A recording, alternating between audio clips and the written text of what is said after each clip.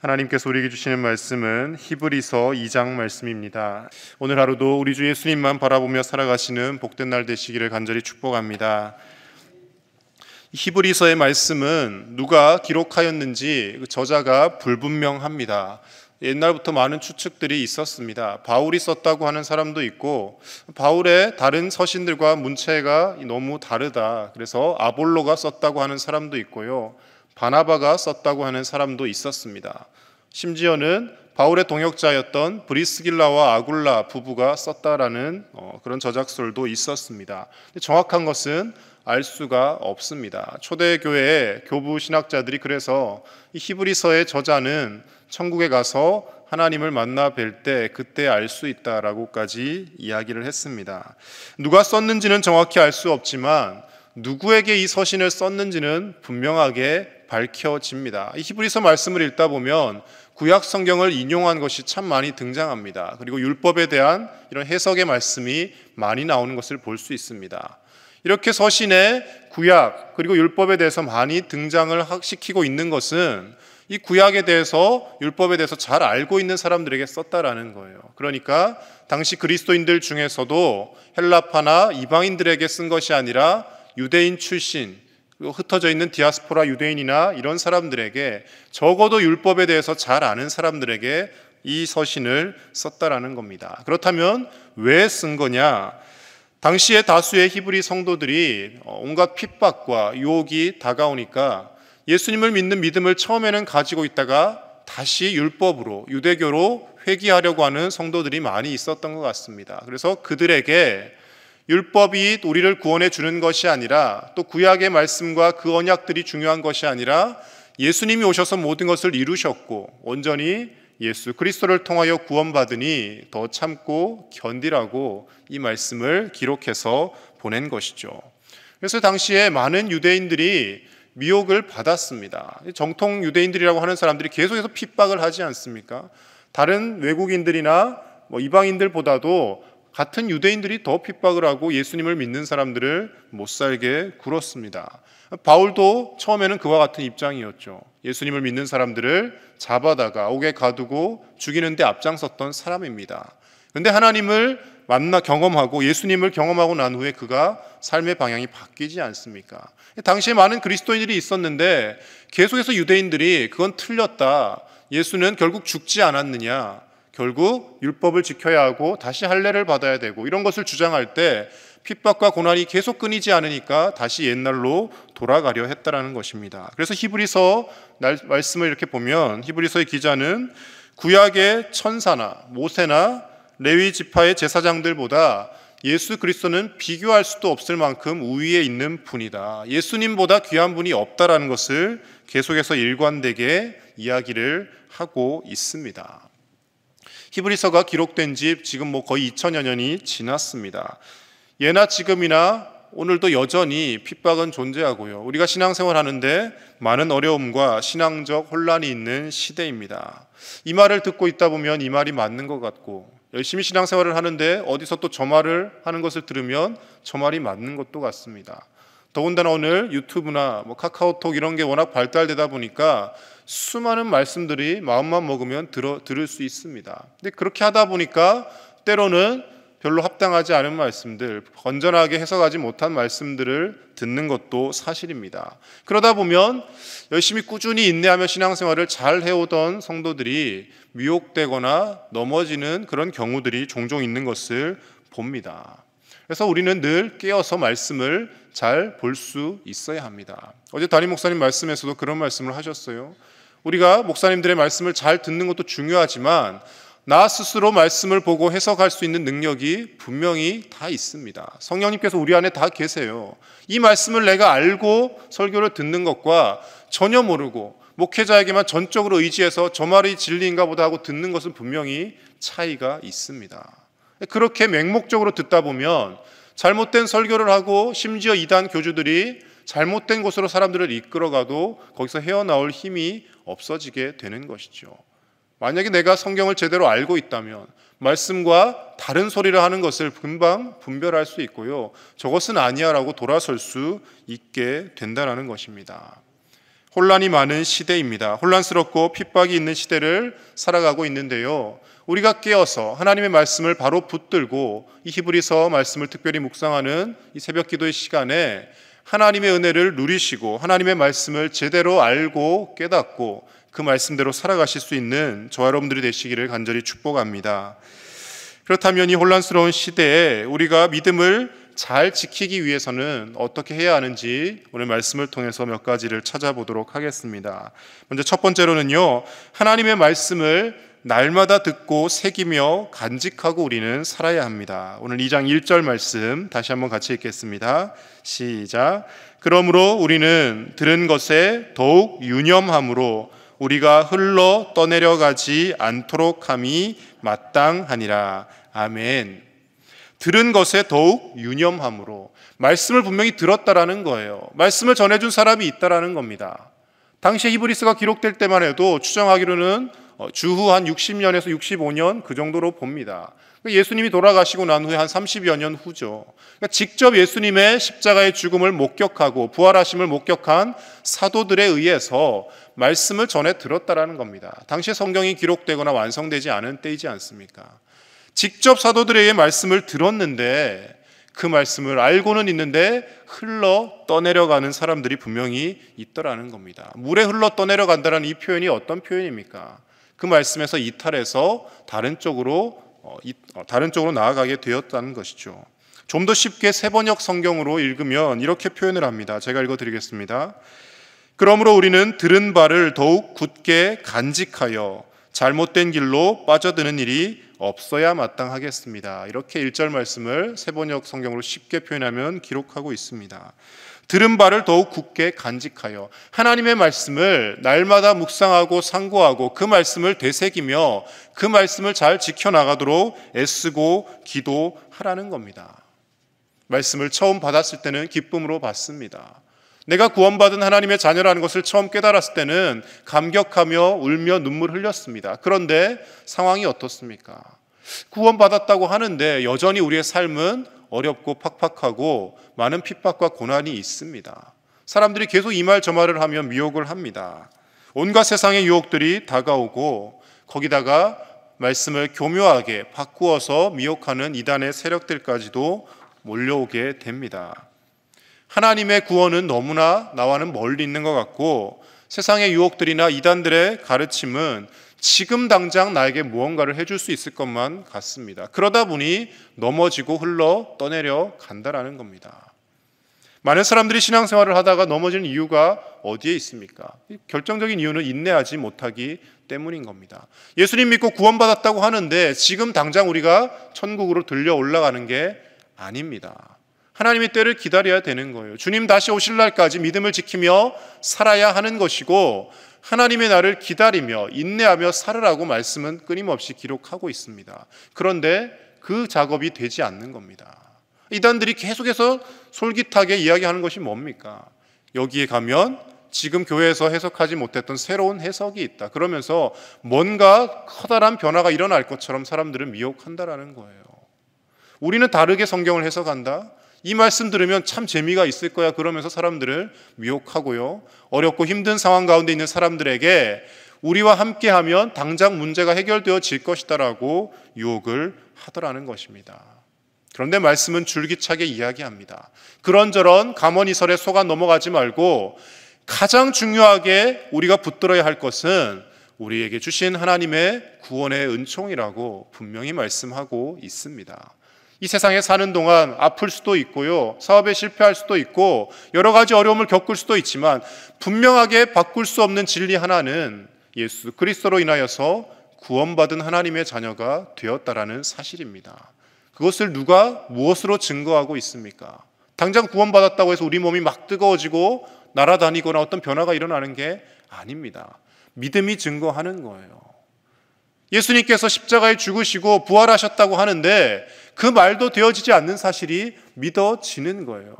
하나님이 천지 만물을 말씀으로 지으셨다라고 하는데 세상 사람들은 다 손가락질하며 비웃는 그 사실이 우리는 믿어지지 않습니까? 우리 안에 성령님이 계시다는 증거거든요. 그런데 그 믿음을 내가 의도적으로 버리려고 한다라는 거예요.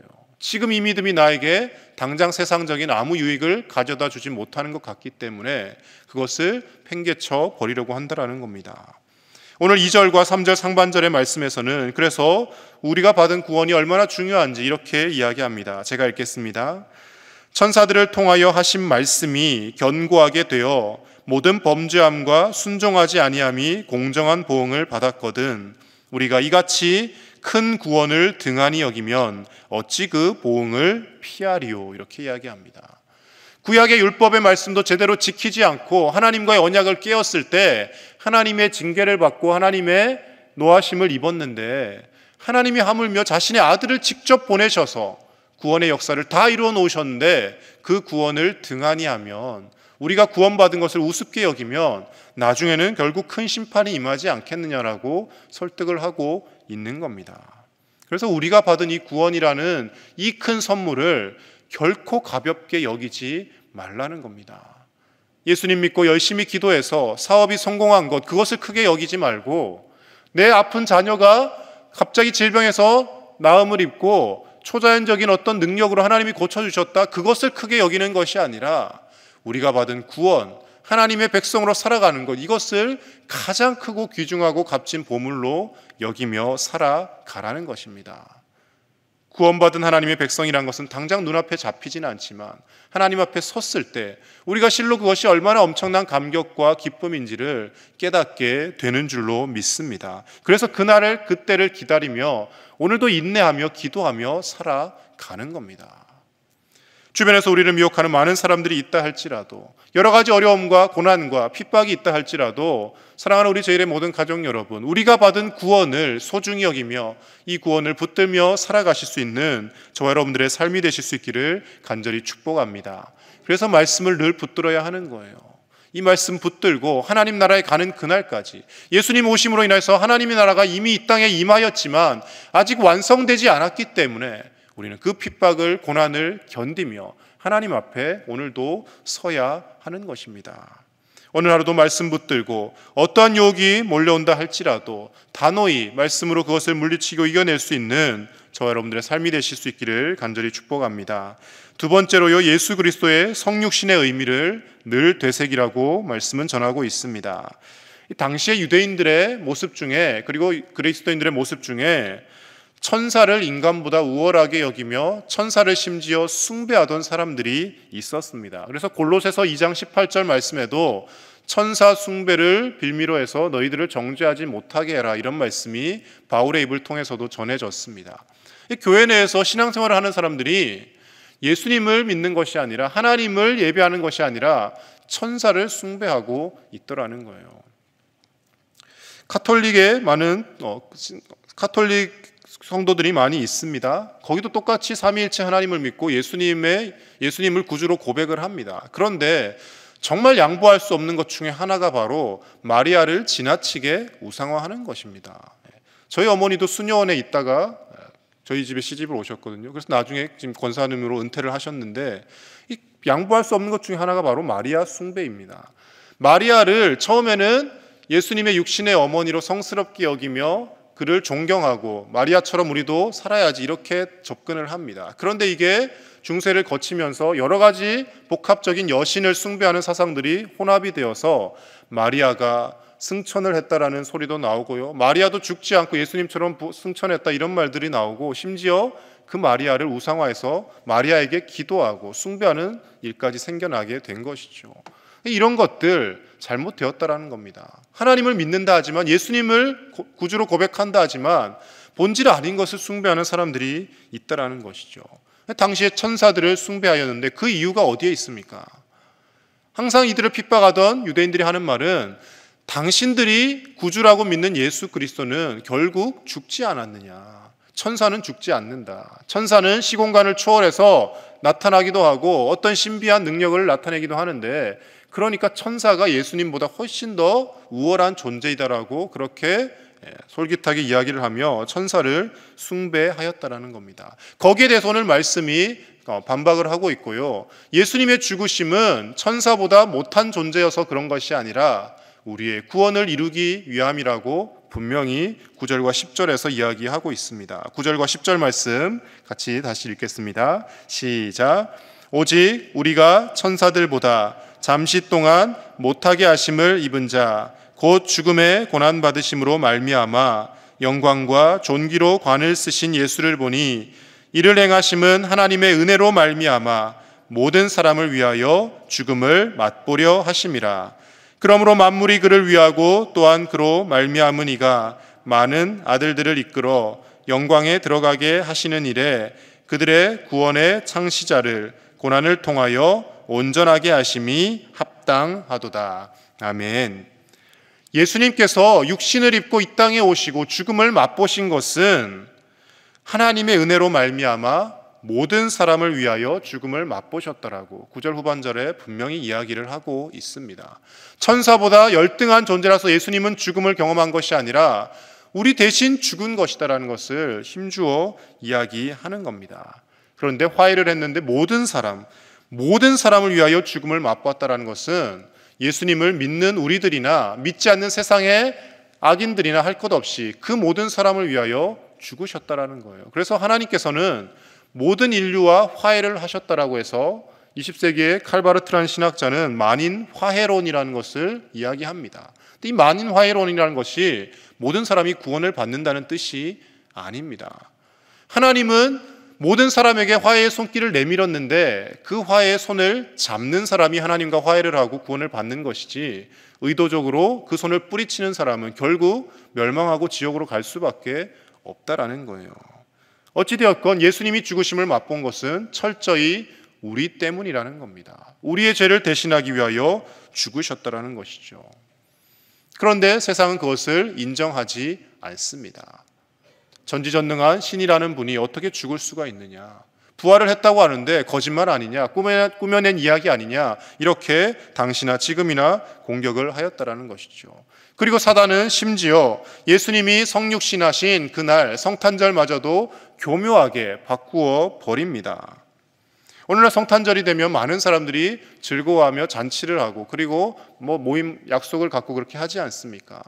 예수님이 이 땅에 오신 날이기 때문에 기뻐하는 것은 마땅합니다. 그런데 온 세계의 모습들을 살펴보면요, 이 성탄절마저도 예수님께서 이 땅에 오신 이날마저도 쾌락으로 흥청망청하게 만들어 가더라는 것이죠. 술판이 벌어지고요, 이날 수많은 범죄들이 일어나게 됩니다. 방탕한 생활을 부추기게 됩니다. 예수님이 왜 이 땅에 오셔야 했는지, 무엇 때문에 우리와 똑같은 육체를 입고 사람의 모습으로 오셔야 했는지 그것을 잊지 말고 기억하라는 겁니다. 결국 예수님께서 나를 위하여 죽기 위하여 이 땅에 오셨고 예수님이 친히 십자가에서 고난 받으셨기 때문에 우리의 모든 아픔까지도 공감하실 수 있는, 동정하실 수 있는 분이라고 말씀은 전하고 있습니다. 예수님께서 성육신하신 것, 이 땅에 육신을 입으며 이 땅 가운데 오신 것, 그것을 늘 되새기고 그 믿음 가운데 우리가 바로 서 있을 때 때로는 잘못된 교리와 여러 가지 가모니설로 우리를 유혹하더라도 우리가 흔들리지 않는 바른 기독교 신앙 위에 설 수 있게 되는 줄로 믿습니다. 마지막 세 번째로요, 예수님도 시험과 고난을 받으셨음을 우리는 잊지 말아야 합니다. 마지막 오늘 2장 18절 말씀 같이 읽겠습니다. 시작. 그가 시험을 받아 고난을 당하셨은즉 시험 받는 자들을 능히 도우실 수 있느니라. 아멘. 이렇게 열심히 내가 신앙생활을 하는데 하나님 앞에 새벽마다 나와서 기도하는데 왜 하나님 힘든 문제들이 해결이 되지 않습니까? 왜 계속해서 아픔과 고난이 끊이지 않습니까? 우리는 의문을 가질 때가 있습니다. 내가 특별히 죄를 많이 지은 것 같지도 않은데, 남들보다 악하게 사는 것 같지도 않은데 왜 이런 크고 작은 문제들이 계속 있을까 의심을 가지며 믿음이 흔들릴 때가 분명히 있습니다. 그런데 오늘 말씀에 분명히 이야기하지 않습니까? 예수님도 시험을 받고 고난을 당하셨다라는 겁니다. 하나님의 아들이시고 하나님과 한 분이신 예수님조차도 이 땅 가운데 시험받고 고난 당하셨다라는 거예요. 예수님이 고난 당하셨는데 우리가 뭐라고 고난을 안 당하겠습니까? 그리고 중요한 것은 예수님이 고난을 당해 보셨기 때문에 우리를 동정하실 수 있고 우리의 모든 아픔을 함께 공감하고 위로해 주실 수 있는 분이시라는 겁니다. 하나님은 우리가 신앙생활을 하면서 예수님을 믿고 나서부터 모든 고난을 없애주시는 분이 아니라 그 고난 가운데 우리와 함께하여 주시는 분이십니다. 넘어지려 할 때마다 우리 손을 잡아 일으켜 주시고, 우리가 힘들게 눈물 흘릴 때마다 우리의 눈물을 닦아주시는 분이시지, 우리가 눈물 흘리지 않는 상황으로 우리를 이끌어 가시는 분이 아니라는 겁니다. 그래서 뒤에 4장 15절에 가면 이렇게까지 표현합니다. 제가 읽겠습니다. 우리에게 있는 대제사장은 우리의 연약함을 동정하지 못하시리가 아니요 모든 일에 우리와 똑같이 시험을 받으시니로되 죄는 없으시니라. 아멘. 우리와 모든 일에 똑같이 시험을 받으시고, 예수님도 배고프셨고 눈물 흘리셨고 아프시기도 하셨고 우리와 똑같이 이 땅 가운데 살아가셨다라는 겁니다. 그러므로 우리가 때로는 힘들고 어려운 일이 있다 할지라도 낙심하지 않을 이유는, 예수님께서도 그렇게 아파하시고 힘드셨지만 십자가의 죽으심 이후에 하나님이 영광스럽게 부활하게 하셨음을 우리가 믿음으로 받아들이기 때문에 우리도 하나님 앞에 설 때 모든 고난과 아픔과 눈물이 사라지고 하나님께서 주시는 기쁨으로 가득 채워질 날이 분명히 있다라는 겁니다. 고난 없이 결코 영광이 없습니다. 십자가 없이 부활이 없습니다. 고난을 견디고 인내할 때 하나님께서 우리에게 부활이라는 영광에 참여하게 하시고 하나님의 나라에서 영원토록 기쁨 가운데 살아가게 할 줄로 믿습니다. 사랑하는 우리 제1의 가족 여러분, 오늘 하루도 힘들고 어려운 일로 하나님 앞에 눈물 흘리며 기도하시는 분 계십니까? 예수님도 힘들어하셨고 고난 당하셨음을 기억하실 수 있기를 바랍니다. 그 예수님도 아파하셨기 때문에 우리의 모든 눈물의 아픔을 알고 계시고 우리를 친히 공감하여 주시고 우리를 위로하여 주실 것입니다. 그 주님 앞에 우리의 모든 기도의 제목을 내어놓고 하나님만 바라보며 이단의 어떤 유혹과 세상의 어떤 달콤한 유혹에도 넘어지지 않고 우리의 믿음을 끝까지 견고하게 잘 지키며 나아가는 저 여러분들의 삶이 되실 수 있기를 간절히 축복합니다. 함께 이 시간 기도하실 때 진리의 말씀 위에 우리가 바로 서도록 기도했으면 좋겠습니다. 온갖 이단들이 계속해서 미혹하고 사람들을 할 수만 있으면 넘어뜨리려 합니다. 그 뒤에는 사단의 세력이 있는 것이죠. 사단이 말씀을 교묘하게 바꾸고 당장에 우리의 손에 쥐어지는 어떤 이득을 통하여서 우리를 끌어당긴다 할지라도 그것 바라보며 사는 것이 아니라 우리의 참된 구원자가 되시며 우리의 중보자가 되시며 영원한 대제사장이 되신 예수 그리스도만 바라보며 그 주님만 섬기며 살게 하여 주시옵소서.